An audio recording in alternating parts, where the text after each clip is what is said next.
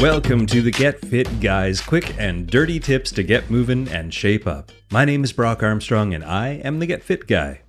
You know, the mind plays a large role in fitness, exercise, and sports, almost as large as our cardiovascular system, our strength, our speed, and our power. Well, today, I'm going to interview a neuroscientist named Dr. Bob Schaefer, and he's going to tell us about ways that we can use habits and mindfulness to improve our training. Plus, he's going to get into which is more important, practicing for 10,000 hours or just simply being born with the right genetics. I have been trying out various brain training regimens for, years now. But lately, I've really been digging into a series of games that you play on your computer or your mobile device for just a few minutes a day, every day, to boost your cognitive function, or so it promises. A lab called Lumos Labs conducted a randomized study of the Lumosity brain training system, which is what I've been using. And after 10 weeks of training, the users improved their working memory, their short-term memory, their processing speed, and their overall cognitive function, which is pretty cool.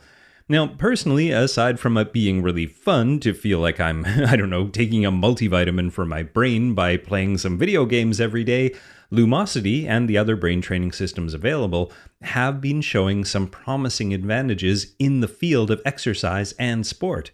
In a recent paper that was published in the Frontiers of Psychology, scientists investigated the role of cognitive and neuroscience in understanding, predicting, and potentially improving elite sport performance.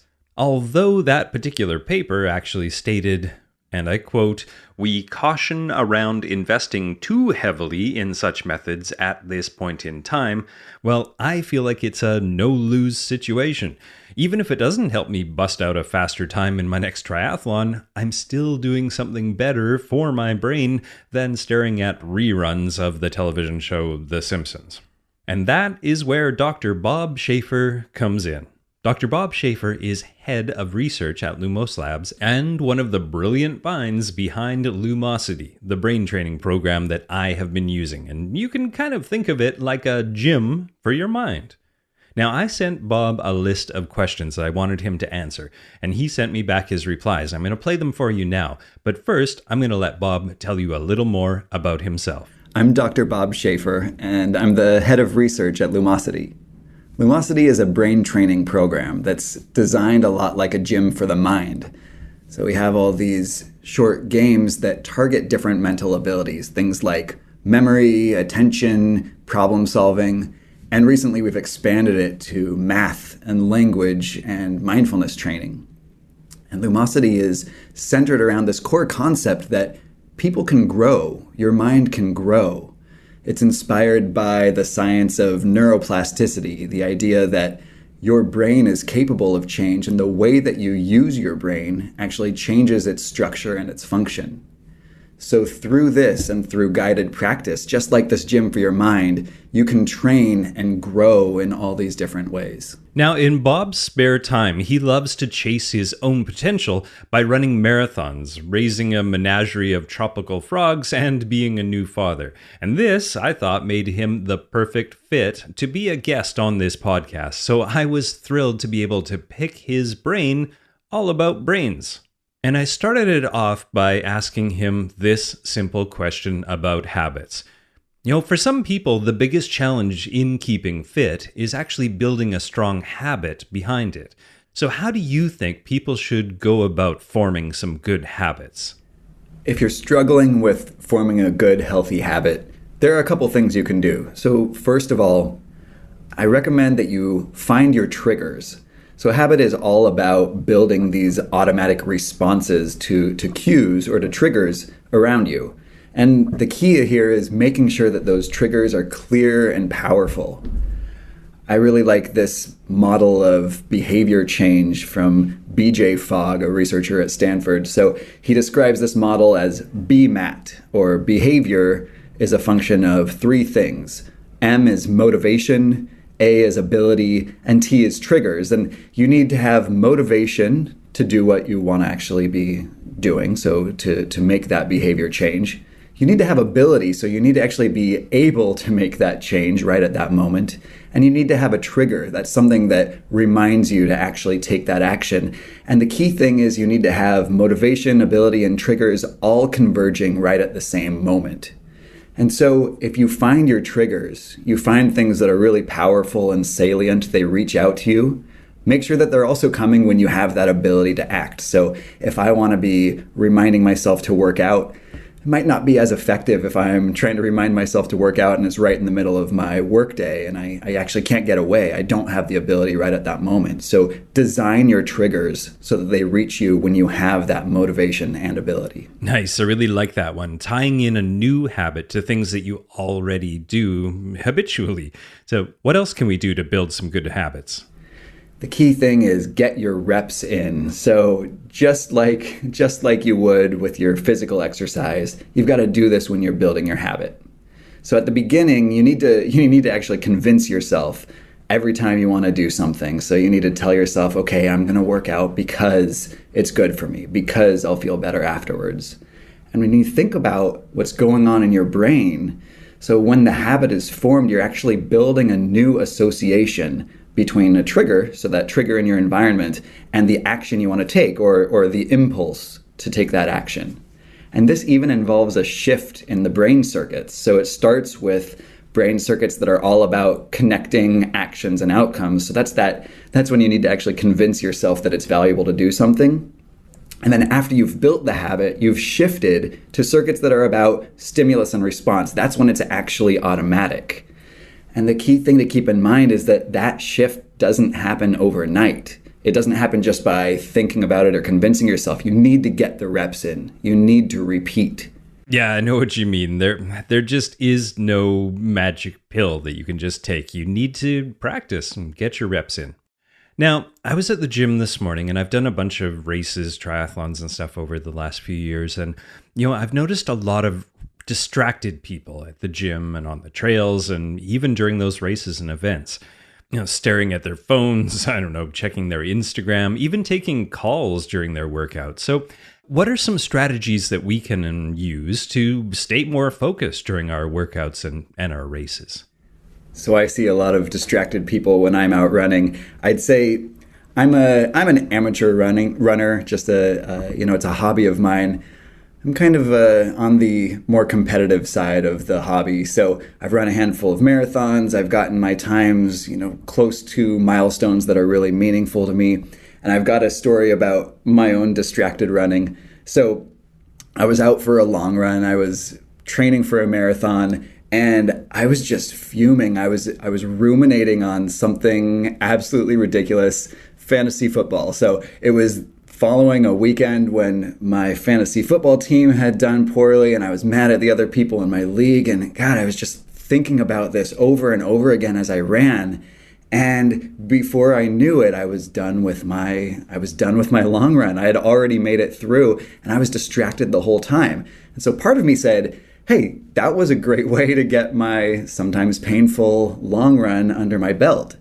But the downside was I had really lost a lot of the joy that I had in running in the first place, the whole reason I was out there running. And so for me, the reason why I run is that it gives me that moment to be with myself, to be, on my own and actually take in the world around me. And I had totally lost that by running distracted. Also at that time, I was starting to get into mindfulness practice a little bit. I was exploring it. And I had found this intro course online. And soon after, I listened to an intro course while I ran. It was about 45 minutes long. It wasn't even intended to be a running meditation, but I loved it. And I could feel every breath while I ran. I could feel every footfall. I could feel my muscles tightening. I actually took in the sights and the sounds around me. And now there are meditations designed specifically for running or for working out, and it helps you practice that skill of bringing your focus back to your body, back to what matters, back to the environment around you, all of those sensations. And really for me, it's back to those original goals I've laid out. So when I think about whether I'm distracted when I'm running, when I'm out on the trail, Really, for me, it comes down to bringing some mindfulness to my running. Can I get back to the reason why I started running in the first place and actually experience the world around me and my own body while I'm running? Now, I'll put a link in the show notes over at getfitguy.quickanddirtytips.com to everything that Bob has been talking about. And you'll also be able to find a podcast and a blog post that I've done about mindfulness in sport. Now, before we wrap up with Dr. Bob Schaefer here, I wanted to pick his brain about practice. I mean, to really excel at a sport, or any activity for that matter, do you really simply need to put in those 10,000 hours of practice, or is there something more to it than that? I love this debate. Is it the 10,000 hours or is it the sports gene? So Malcolm Gladwell popularized this idea that you can achieve mastery in any task by practicing it for 10,000 hours.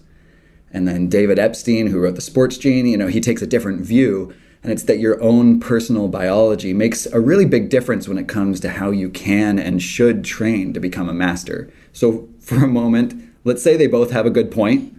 So Epstein is right that your body's makeup might make a big difference in how much training you need. And it can also lead to some people achieving mastery with a lot less training than other people. But Gladwell is right that most people at the top, they've logged thousands of hours of training, so you've got to put in those hours. For me, what matters most is one step before the training. It's about the mindset.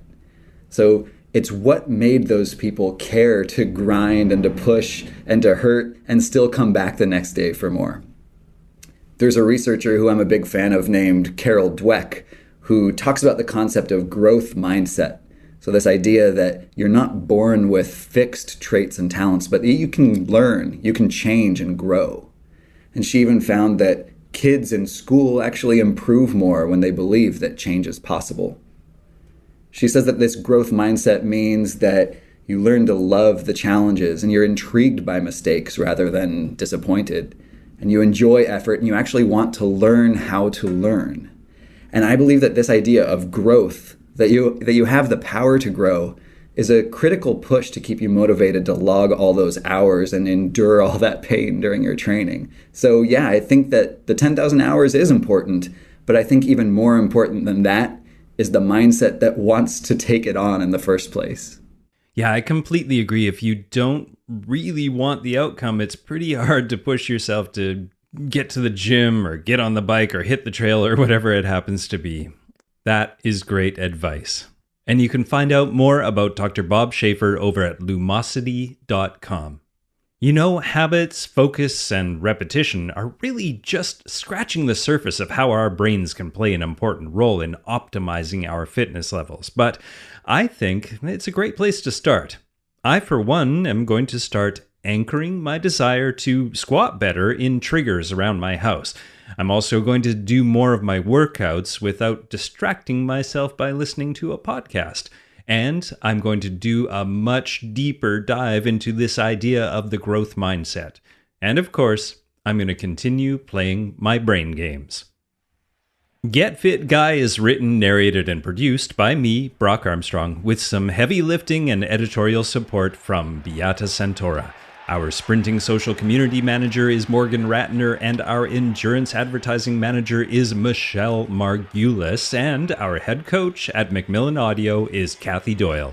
If you enjoy this podcast, please consider leaving a review on Apple Podcasts or wherever you listen to this podcast. It really helps out. And you can also join me at Facebook and Twitter. I'm at GetFitGuy, and you can find my own website at brockarmstrong.com. Now, what are you waiting for? Get out there and use that brain to help you stay fit.